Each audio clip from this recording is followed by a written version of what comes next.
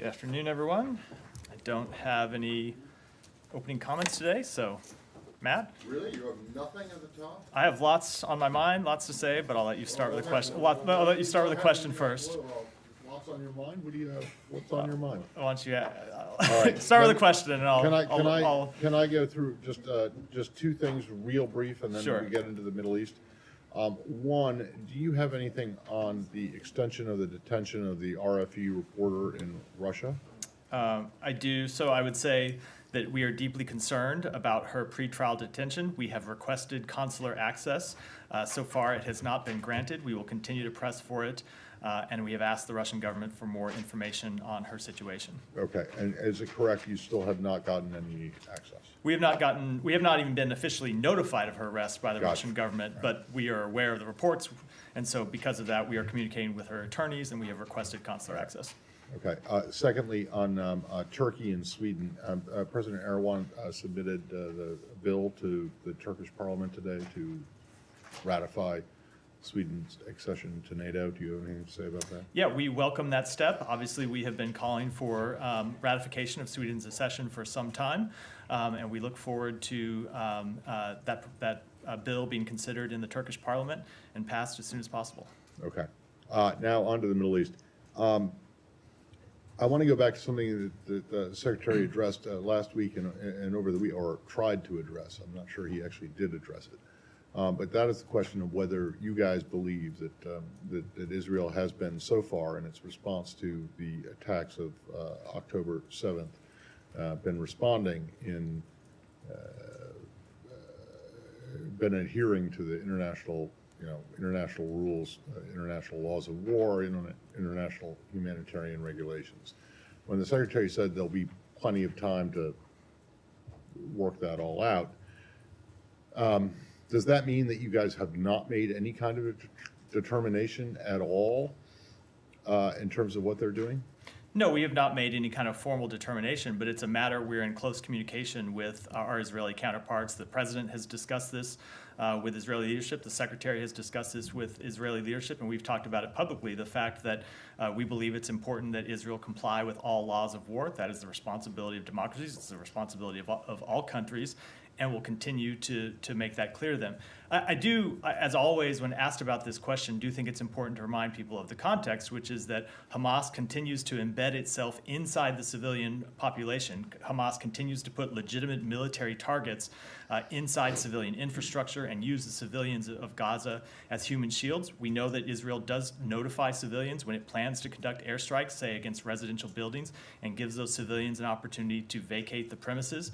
But we will continue to work through this question with them. I'm not saying that any of that is not true. I'm just wondering if you guys have made any kind of a determination, whether it's preliminary or not, about whether there have been, granted, what happened on October 7th, absolutely horrific, but in the response, there have been many civilian casualties. So you guys have not yet made a determination. And when you say that you're talking about it with the Israelis, are you telling them that you think that they've gone too far? Obviously, Hamas went. We have not made that determination, and we have not communicated that to the Israeli government. What we have said to the Israeli government is the importance of when they carry out their military operations, of doing so in a way that complies with international law. Let me add something. And doing so in a way that protects civilian lives to the maximum extent possible. Okay, but do you think that they've done that so far? That is the conversation. That is what we have called on to do. I am not in a position to sit here and assess every single strike from this podium. As the Secretary, I don't think anyone's asking you to assess every single strike. As the Secretary said, there'll be plenty of ability to assess that. Is there reason to be concerned?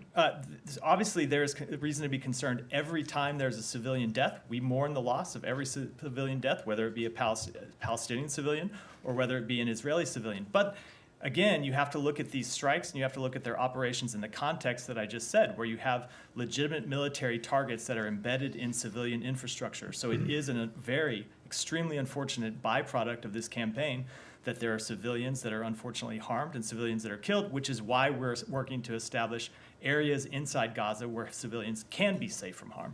All right, understood. Last one. In terms of the release of hostages, It is correct, right, that you guys are still working with the Qataris, the Egyptians, the Turks, the Israelis, whoever, to get more of the hostages out. Is there any update you can provide us on that? There's no update I can provide. I will say that from the opening hours or the immediate aftermath of the terrorist attacks of October 7th, one of the top priorities for the United States government, one of the top priorities for Secretary Blinken has been to secure the release of all hostages held inside Gaza. It was one of the as you remember, as you were on the Secretary's recent trip through the region, it was something he raised in every one of his meetings, most particularly in his meeting with Qatari counterparts, and it's something he's continued to raise. He spoke with the Prime Minister of Qatar yesterday to thank him for his help, for Qatar's help in securing the release of 2 hostages on Friday. And it continues to be one of our top priorities to secure the release of other hostages. As for any details, we don't, because of the delicate and very sensitive nature of this entire issue, we don't find it productive to our objective to secure the release to talk about it, to talk about the details publicly, but it is something we are actively working on. Thank you.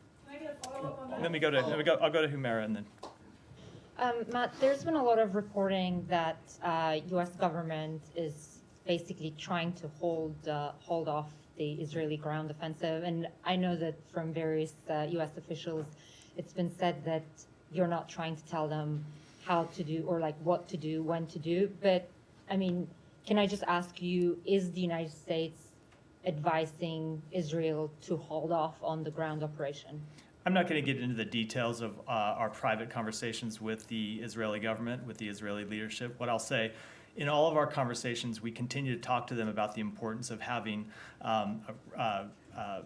meaningful goals, meaningful objectives, and a plan to achieve those objectives. We've been engaging at a number of levels. The Pentagon has been engaging in military-to-military channels about what their operations might look like. But beyond that, I wouldn't want to go into details other than to say that ultimately these are decisions that Israel has to make. Right, but you can't also deny that that's not what you're doing either. I don't want to say anything other than what I just said about our private conversations. Do you know, based on the intense conversations that the Secretary has had and President Biden has had, do you know if Israel is ready to go ahead with its ground offensive? Again, those are decisions that Israel has to make for itself. They are the country that suffered this brutal terrorist attack and is suffering ongoing terrorist attacks from Gaza. Rockets continue to launch from Gaza, targeting Israeli civilians. So these are decisions that they have to make. We are in close consultation with them, but I don't want to speak to those private conversations. Can I just follow up quickly? Go, Sean. I'll work around. Go just ahead, briefly, Sean. tied to that, Joseph Borrell, the EU foreign policy chief, said that he expects EU leaders to work toward a call for a humanitarian pause in what's happening in Gaza to bring in some aid.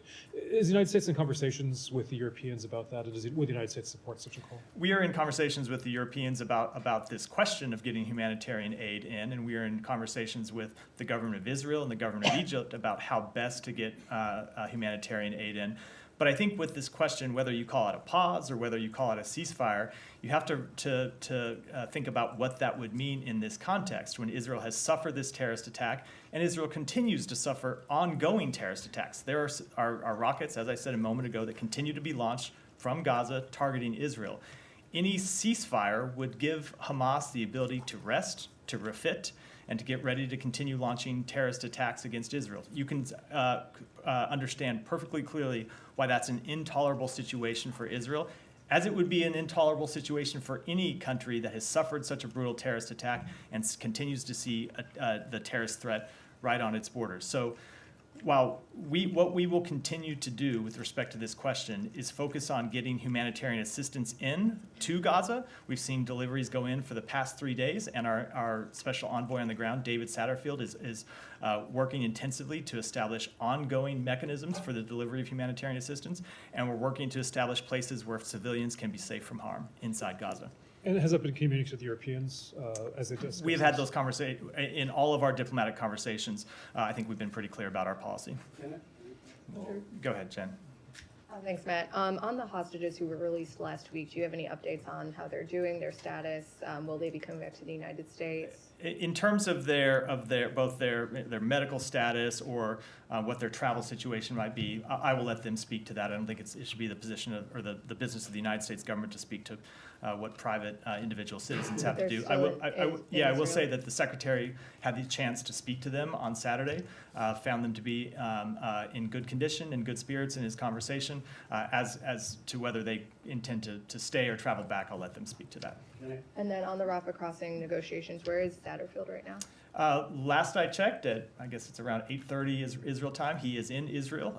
He has been involved, as I said, in conversations with the government of Israel and with the government of Egypt about trying to effectuate two things. Number one, to get sustained aid into Gaza through Rafah. We saw the first convoy of trucks go on Saturday. We saw a second convoy of trucks go on Sunday. There was a third convoy that went in today.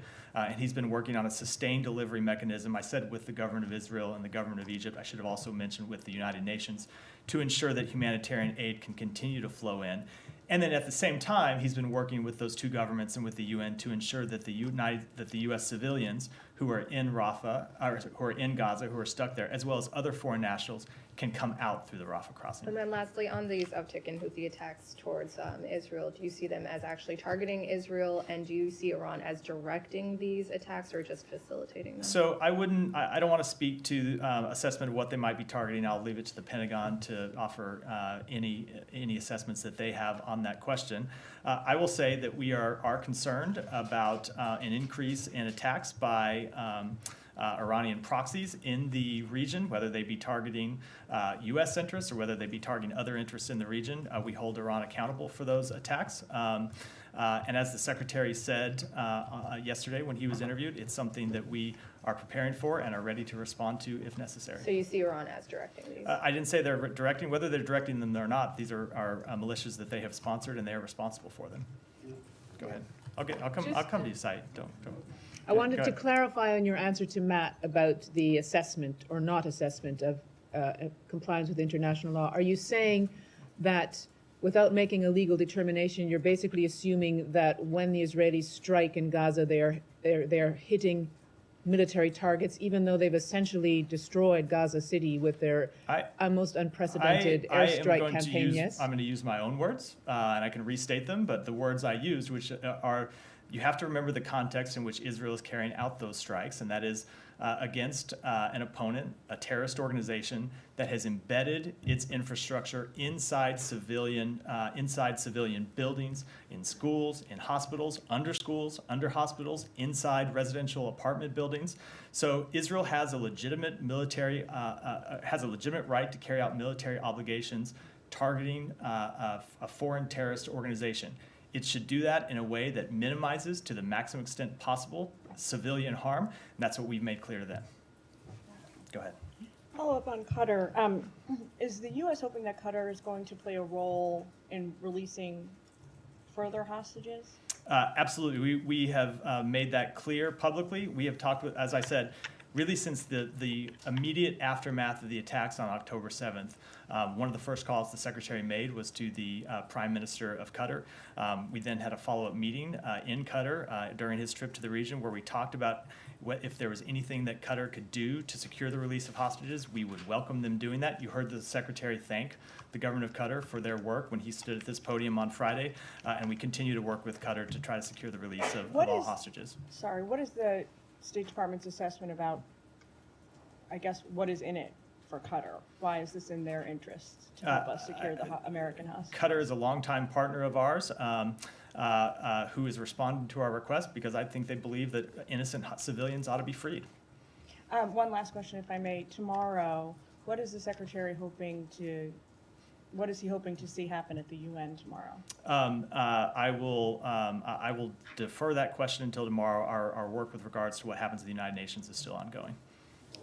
There are some reports that the Red Cross is on its way to retrieving 50 dual nationals in southern Gaza. Have you seen those reports, and can you confirm they're true? I've seen those reports. I can't confirm them. Again, because this is such a delicate situation. Sorry, cannot confirm them. I cannot, I thought I said can't, but I might have misspoke. I cannot confirm them, again, because this is such a delicate situation when we're talking about actual lives at stake here. I don't think it's productive for us to talk about any of the details of our work, but we do want to see all the hostages released. We want to see them released unconditionally, and we want to see them released as soon as possible. I understand all of those things, including the delicacies surrounding the discussions, but what can you say about what Hamas may be getting for the release of these hostages? Can you confirm, first of all, that they're making specific demands for their release? As far as I'm aware, Hamas is not getting anything in return for the release of these hostages. No safe haven, no money, no prisoner exchanges. They're doing it. No, we have not released any prisoners. The governor of Israel has not released any prisoners. I'm not aware of any intention to release any prisoners. We have called on Hamas to do this because they should not be holding innocent civilians hostage, not just men, but women, children, elderly people. And we've impressed upon all of our partners who have relationships with Hamas or have influence with Hamas that they should use that influence to the maximum extent possible to press for the release of all these hostages. So to be clear, you're not aware that Hamas is getting anything via third parties or anybody else in exchange for the release of the hostages No. today? No. Over the weekend, Secretary Blinken said that Hamas was blocking the exit of American citizens in Gaza through Rafah. What leverage does the U.S. have? First of all, are there conversations going on with Hamas about securing the release of those American citizens in Gaza? So let me back up and say explain what it is that happened, and then I'll get to the question. So Rafah Gate opened for the first time on Saturday to allow the delivery of humanitarian assistance in. There were a number of civilians, some American citizens, but I think also other civilians, foreign nationals of other countries, who came to the Gaza side of the Rafa Crossing to attempt to get out. We were in conversation with the government of Egypt, as we have been for some time, about being able to process those American citizens if they were able to get through the Gaza side and to the Egyptian side of the crossing. None of them were able to because the reports we were given on the ground is that Hamas was there blocking anyone from coming through the gate from the Gaza side out to the Egyptian side. So we are not in direct conversation with Hamas, but we have been sending messages to Hamas through a number of partners. I think I'll leave it at that, that we do want to see American citizens able to leave through the Rafah crossing. Is that through the Qataris or somebody else? I don't want to get into the details of it. Okay, is there any expectation that you might see movement on that front? I don't want to say an expectation, but it is our very sincere hope that they would be able to leave in the coming days. It's something that Ambassador Satterfield is working intensively on. As I said, he's working to get aid going in through the Rafah crossing and American citizens and other foreign nationals coming out. I have questions on other topics. Okay, go ahead. Coming back to Rafah, yes, the third convoy has gone in. Israeli officials have noted, other publications have noted that you need upwards of 1,100 truck deliveries per week. Is the U.S. expecting that the pace of aid delivery is going to ramp up? I have a couple of follow-ups. We are working on a sustained mechanism to ensure that aid comes through the Rafah crossing consistently.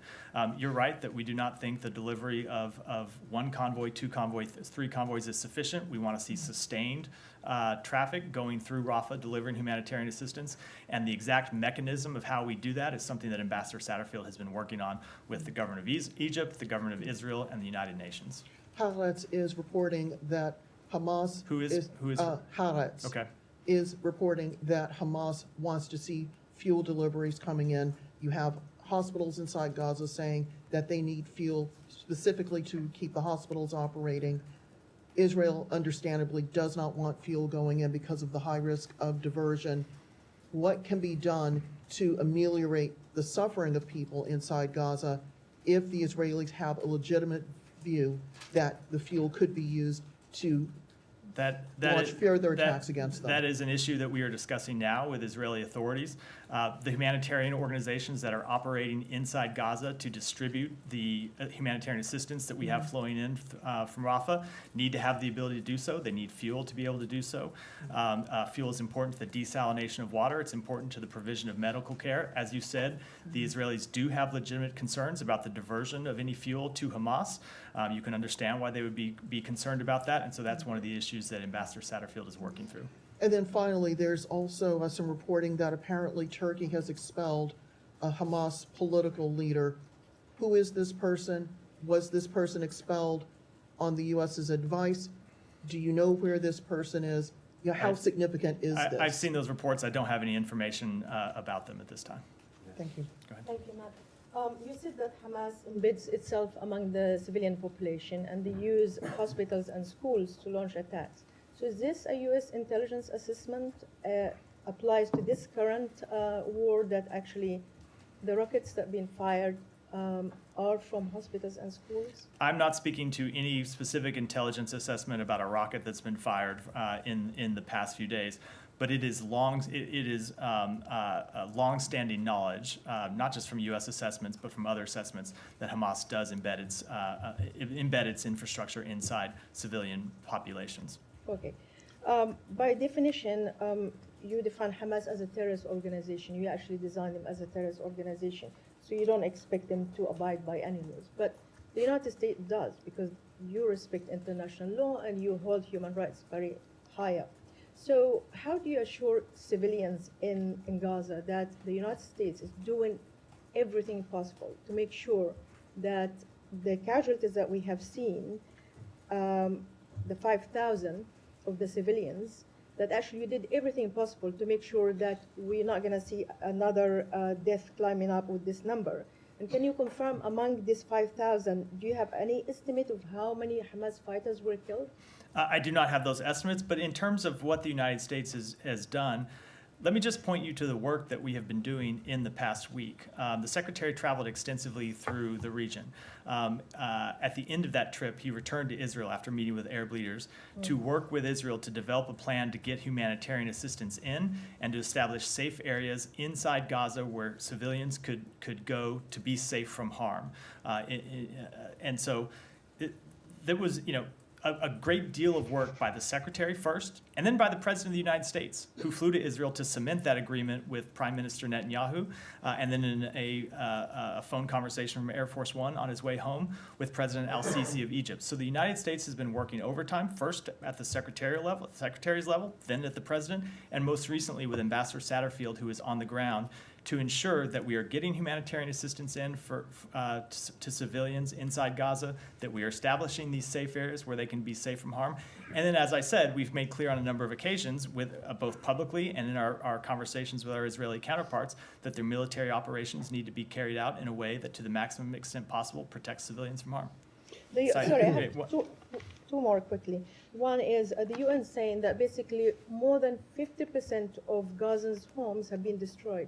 So that means 1 million plus are homeless. So what's the next plan for you? And we're talking now about humanitarian aid getting into Rafa Crossing, but we're talking about 1 million people who cannot go back to their homes. Is this any plan? What's the prospect for them? Where are they going to go? Again, we are working with Israel to develop a mechanism to develop safe areas inside Gaza where civilians can be protected from harm.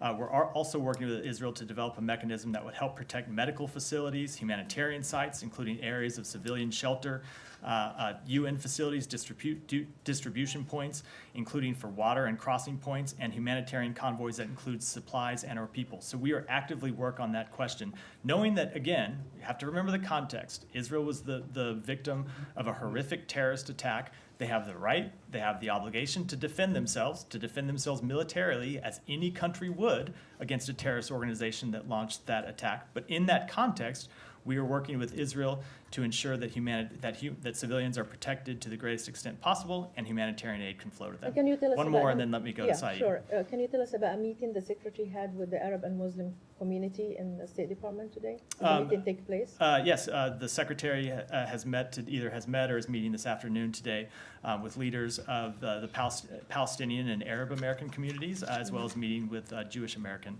community groups. Just to follow up on the kind of questions that have already been asked. Now, you're saying that Israel has a legitimate to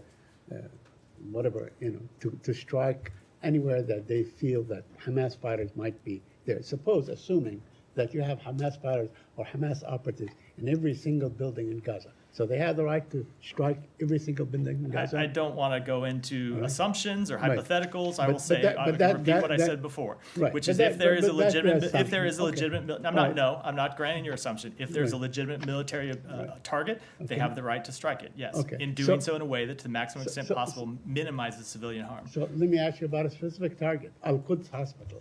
Al-Quds Hospital in Gaza, one of the biggest hospitals and so on. Israel has been asking people to vacate it. There are people on their houses. There are sick people that cannot leave and so on. Do you consider that to be a legitimate target if Israel deems it necessary to strike it? So again, I don't know the situation. I'm not in a position to say, don't interrupt, let me finish. I'm not in a position to sit here and offer an assessment from this podium of whether there is Hamas infrastructure embedded in that hospital or not. I will say that as a general, the general principle that I have outlined stands, which is that they have a right to strike legitimate military targets, do so in a way that minimizes civilian harm. But as I just said, we are working to develop a mechanism to help protect medical facilities and other humanitarian sites. Okay. The president the other day said that Hamas must pay a price. Now, we have had 5,000 killed. We don't know exactly how many people did. There may be another 1,000 under the rubble and so on. Among them, it is alleged that 2,100, 2,200 children and so on were killed. What is the price? What ought to be the price? Do you have like a figure that you can throw out, or anyone, any expert can have a figure on what that price ought to be? Let me say two things about that. Number one, you mentioned the loss of civilian life, and most acutely the loss of children who have died. I think you heard the secretary speak to this yesterday on television, which is that we mourn the loss of every civilian life equally. He spoke to this, I think, quite personally yesterday, that when he sees, civilians who have died, children who have died, whether they be Palestinians, whether they be Israelis, that he feels the loss of all of those civilians, and he feels them equally, that every life has equal worth, whether they be Israeli, whether they be Palestinian, whether they be from any other country. So that is where we start from as an operating principle. That said, Israel has the right to conduct military operations. You asked what the question is, what the price. Israel's goal is not, or the goal that Israel has announced is undertaking is to prevent Hamas from being able to operate inside Gaza with impunity any longer. For Gaza to be a safe haven where it can continue to launch deadly terrorist attacks against Israel. We think that is a legitimate goal. It is the kind of goal we would have as the United States. It's the goal that any country would have if it had a terrorist organization operating in such close proximity to major population centers with a demonstrated history in the last 2 weeks of launching such deadly attacks. On the West Bank, my last question. Israel attacked the mosque from the air, found the mosque, killing 2 people, 3 people, saying that it was a preemptive strike to prevent, a terror attack and so on. Do you agree with it? Do you believe the Israelis? Again, I cannot offer an assessment about any individual strike from this podium. I will say the general principle stands is that we support Israel's ability to launch strikes targeting legitimate military objectives. That includes places where Hamas or other militants, other terrorist organizations are operating, and we expect them to do so in line with international law. Are you concerned about the West Bank, going completely deteriorating the situation there? We have great concerns about instability in the region, including in the West Bank. We've made those concerns clear. The Secretary made those concerns clear as he traveled the region last week. Okay. Alex, go ahead. Regarding military support for Ukraine, there are media speculations that some of the weapons that U.S. is planning to send to Israel have been originally allocated for Ukraine, or we were planning to send to Ukraine. Is there any validity to those concerns, and anything you can say about it? So I can't speak to individual weapon systems before we've announced what we're providing to Israel as a result of its request, and of course with specific drawdown packages that we will make to Ukraine in the future. I will say as a general principle, there is very little overlap between what Israel has requested and what it needs, and what Ukraine has requested and what it needs. And to the extent there is any overlap, we are going to work as hard as we can to make sure that we can supply both countries what it needs to defend itself. But as the president made clear last week, that also means that we need Congress to act to pass the supplemental request that we have sent up. Thank you. Separate topic. Iran today is hosting 5 nation summit. Do you have any reaction to the summit, any expectation as you know, Turkey and Russia are part of it, and also they are discussing Armenia, Azerbaijan.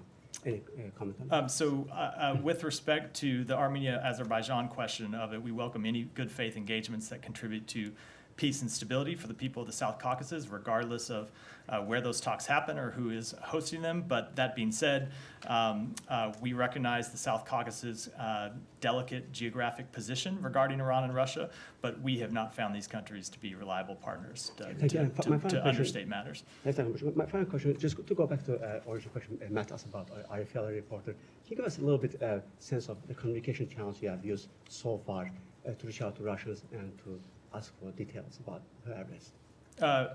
Has the ambassador been invited? I'm not going to say specifically, but they have been channels from our embassy in Moscow to the Russian government. Thank you. Do you have a deadline on the Russians? You know, this is about a U.S. citizen, a mother of two, and who actually, by the way, went to Russia. We obviously want to see consular access granted as soon as possible.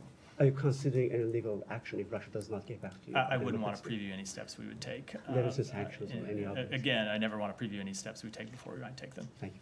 Go ahead, Elizabeth. Just to check on the up to 600 Americans in Gaza, how many have notified the State Department that they want to depart, or is it your understanding that at least a majority want to leave? I don't have an exact number. It's a subset of that number that has been in contact with us with requesting information. We have supplied information to some of those. There have been periods where we thought Rafah might open and it might be possible for United States citizens to transit out of Gaza through Rafah, and we've provided to them. But it's always hard to know what number of the American citizens who have requested information for us at any given time actually want to leave. We're supplying information to everyone who, because in this situation, this isn't a situation, say, for example, where we're providing charter flights out where we know, X person wants to get on the charter flight at this date. It's a much more fluid situation. So we have a list of Americans who have registered with us, and when we have any information about the possibility of transiting outside of Gaza, we're providing it to all of them. Okay, and then given the Israeli concerns about the fuel being repurposed for military activities, have you seen any evidence of Hamas diverting the initial aid deliveries? So we have been in conversation with the United Nations about this. United Nations agencies are the ones who are delivering the humanitarian assistance once it gets into Gaza, and to this date, they have not reported to us any signs of diversion. Go ahead. Thanks, Matthew. Can you confirm that China's Foreign Minister Wang Yi is expected to visit Washington this week? I don't have any announcements to make, but stay tuned. Okay. And will the United States reconsider Qatar's major non-NATO ally status if it fails to deliver on hostage negotiations? Qatar has already been quite productive in helping with the release of 2 hostages. The Secretary thanked them for that work. That work is ongoing as it pertains to the other hostages that remain. So we are quite appreciative of the work that they have done, and that work is ongoing. And how is the U.S. and its partners ensuring that none of the aid to Gaza falls in Hamas's hands? Again, the United Nations is responsible for the delivery of humanitarian assistance to civilians inside Gaza once it transits over the Rafa Crossing into Gaza. They have another number of mechanisms that they have set up to ensure that it does go to civilians, but they are watching very closely. We are watching very closely to see any signs of diversion to Hamas.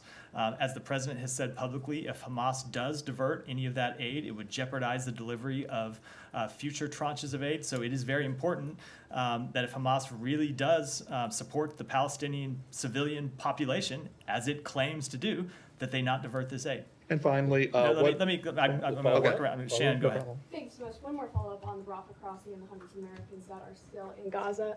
Now, does the State Department feel that if Hamas was not blocking these American citizens from leaving, would they be allowed to leave, or is it multifactorial? Is Egypt still holding it up? We do believe that Egypt is ready to process American citizens if they can make it to Egyptian authorities.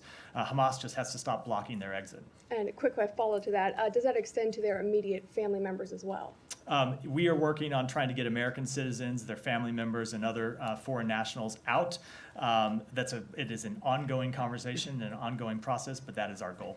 And if these Americans are being detained by Hamas, if they're being prevented from leaving, are they in a similar camp as the hostages? Will the State Department reevaluate these cases if they can't leave? So they're in a different situation in that the hostages are being held captive by Hamas, right? They are detained and not allowed to go free. These other American citizens are able to move freely inside Gaza, but have been unable to leave. So we're working to. I am not at all trying to minimize the situation, but it's why we're working to get them out of Gaza. It is just factually a different situation than being held under armed guard as a captive. But nevertheless. Do you know that these other people are being held under armed guard? I should. That they're not. Yeah, how do you know? They're being. How do you know what the conditions of their captivity is? The hostages. Let me put it this way. As opposed to, I mean, a person who wasn't taken from southern Israel and is in Gaza, but is still not allowed to leave because Hamas is blocking them, as you said. Yeah. Aren't they also under armed? They are being guard? they are I mean, but they are right next to them. They are through force of arms being prevented from leaving Gaza. Okay. Absolutely, it's a deplorable. It's a deplorable situation. It's why we're working to try and get them out. I'm not trying to minimize the situation at all. I'm just saying factually, it's a different situation than people that were taken hostage out of Israel, dragged into Gaza. And you're right, I can't speak to the specific conditions, but Hamas is a terrorist organization. I don't think they're standing outside their door just. You can leave freely if you'd like. They are. I think it's interesting that you're making a distinction because if you're being prevented from leaving, you are captive. It is a factual distinction in the condition they are in, able to move around Gaza freely versus not able to move around Gaza. But you don't know that do you know that they're free to move around Gaza? We know that there are a number of American citizens who are free to move around Gaza. They have moved from like 4 miles from the close to the Rafa. They can move around Gaza. There have been at times when we've said Rafa is likely to open. They've moved towards the crossing. So yes, they are. Okay. They cannot get to. Okay. They cannot get through the terminal. So the distinction is that they're not being held in a basement or something like that. They are, exactly. Were you finished, Shannon? Just on the number, do you anticipate the State Department, understanding, of course, that it's a fluid situation, but give at least a ballpark of Americans in Gaza that the State Department is communicating with? I just don't have an exact number. I'm happy to follow up on it. Go ahead. Thank you. On the militia groups' attacks on the U.S. forces in Iraq, do you hold Iraqi government accountable for these attacks on your forces in Iraq? And then will there be any response to them? I will say that these attacks, you heard the Secretary speak to this, on U.S. forces, on U.S. interests in the region is something that we're greatly concerned about. And without getting into too many specifics, we are taking steps to ensure that we have the ability to prepare for those attacks and the ability to respond if appropriate. And yesterday you updated the travel advisory for Iraq, and also you ordered departure of eligible personnel in both U.S. Embassy in Baghdad and also the Consulate General in Erbil. Are you concerned about attacking on your diplomatic mission in Iraq? And then do you think that the Iraqi government is not doing enough to protect your diplomatic mission in the country? So first of all, let me say that the U.S. Embassy in Baghdad and the Consulate General in Erbil remain open. We remain committed to our longstanding strategic partnership with Iraq, and we'll continue to work through our embassy and our consulate there to strengthen that partnership. But yes, obviously we are concerned about the safety and security of American citizens and American interests all throughout the region. That's why we raised the travel. That's why we have raised the travel advisories in places. It's why we effectuated the order of departure of some non-emergency personnel and family members, and it's something that we continue to monitor very closely, not just in Iraq, but throughout the region. Thank you. Go ahead. So the Palestinian House Ministry said that hundreds, including children, have been missing under the rubble in Gaza. Are you considering sending any rescue teams to save these people trapped under the rubble? I don't think we have the ability to send rescue teams into the site of an armed conflict right now, where you have the Hamas terrorist organization holding ground and legitimate attacks by Israeli security forces. I don't think we're in the position that we could send United States rescue teams into that sort of situation. And second, do you have any update on the ongoing situation on the borders with Lebanon? I don't, other than that we continue to see attacks by Hezbollah across the border, and we've seen, of course, Israel respond to those attacks. One of the things that the Secretary made clear in his region is that we are concerned about the possibility of escalation of the conflict. We are concerned about the possibility of the conflict moving from Gaza to southern Lebanon. And so we continue to make very clear our messages to anyone in the region who is hostile to Israel, that if they are considering attacks, they should reconsider them, and that's why the President ordered the deployment of 2 carrier strike groups to the eastern Mediterranean. Go ahead. Thank you, Matt. In the aftermath of the barbaric attack on Israel by Hamas and Palestinian terrorists, with great anguish from loss as well as with the rise of Jew hatred in America, how can President Biden justify saying on one hand that he fully supports Israel and condemns terrorism, while on the other hand supporting humanitarian aid to the terrorist regime of Iran, Palestinian terrorist organizations of Palestinian Authority, and UN agency UNRWA? And a follow-up. So the simple matter is we do not support the provision of humanitarian aid to terrorist organizations. And we make a very important distinction between the terrorist organization Hamas, Palestinian Islamic Jihad, any other terrorist organizations who are operating in that region, and the Palestinian people and other innocent civilians who themselves are often the victims of terrorism. So we have made clear that while we support Israel's right to defend itself against terrorism, we want to do everything we can to protect innocent civilians, innocent Palestinian civilians, and that's why we support getting humanitarian assistance to them. Okay. Well, thank you, Matt. With all of the Jew hatred unleashed in the past 2 weeks, what more can State Department do to get the facts about the Middle East to more Americans and the world? Well, I stand here every day that I'm not traveling and hold briefings. The Secretary has had a number of conversations with the media, and we will continue to do so to make our policies clear about all these questions. I was just going to say... Go ahead, we're going to take 2 more. And then Thank you, Matt. On Bangladesh, Bangladesh's political situation escalated ahead of the opposition grand rally scheduled for October 28. The regime is on action to obstruct their rally, including arresting, framing charges, and trials now rolling well into the night. According to Human Rights Watch report day before yesterday, the ruling Prime Minister Hasina herself inciting violence, and her cabinet ministers, including threats, involve the use of Russian uranium against opposition leaders. How does the State Department view this allegation, and what actions, if any, is the United States considering to address the democratic rights of the people of Bangladesh? I don't think I have anything to say about that specific allegation. We are closely monitoring developments in Bangladesh leading up to the elections. It's important for free and fair elections that all stakeholders are able to participate peacefully. That includes government officials, law enforcement, political parties, the election commission, the media, and of course voters themselves.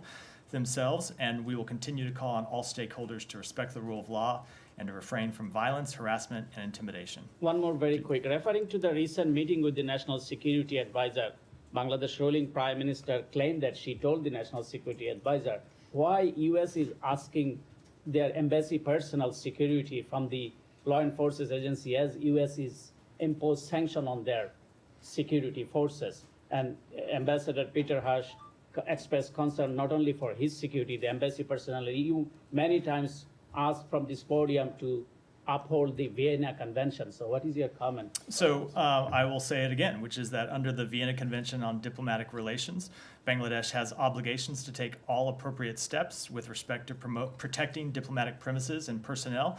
And the United States values its relationship with Bangladesh, and we expect the government will take all appropriate actions to maintain the safety and security of all U.S. missions and diplomatic personnel in the country. Do you have one more, and we'll finish up? I'm wondering if you would clarify a comment you made a short while ago about monitoring for potential Hamas diversion of the humanitarian aid. Could you clarify that process? So I don't want to speak. I don't want to speak to it in detail. I will say that the UN, which is the agency that is delivering the aid, is doing monitoring, and then we have other mechanisms to monitor that I don't think I can speak to. So I'll end it there. Thank you. Thank you. Thank you.